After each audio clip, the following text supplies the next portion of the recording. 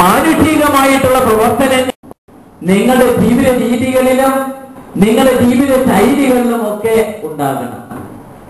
നിങ്ങളുടെ മനോഭാവങ്ങളില്, നിങ്ങളുടെ കാഴ്ചപ്പാടുകളില്, നിങ്ങളുടെ ജീവിത ശൈലിയില്, നിങ്ങളുടെ പെരുമാറ്റങ്ങളില് ആത്മാവിൽ ജ്വലിക്കുന്നവരായിട്ട് നിങ്ങൾ മുന്നേറണം.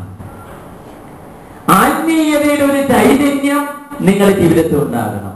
ഞാനിത് പറയുന്നത് വചനം പഠിക്കുന്നവരിൽ നിന്ന് കർത്താവ് ആഗ്രഹിക്കുന്ന ഒരു ഫലം. ഒരുപാട് ഭൗതികതയുടെ അതിപ്രസരം നമ്മുടെ സമൂഹങ്ങളിലൊക്കെ സ്വാധീനിക്കുന്നു.